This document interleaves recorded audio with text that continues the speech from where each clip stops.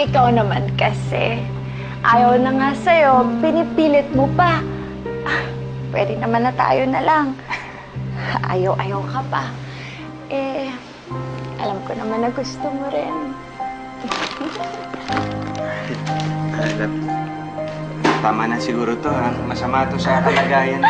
Ano ka ba? Isa nga ng baso ng glass. Wow! Grabe ka. Init, no? Grabe.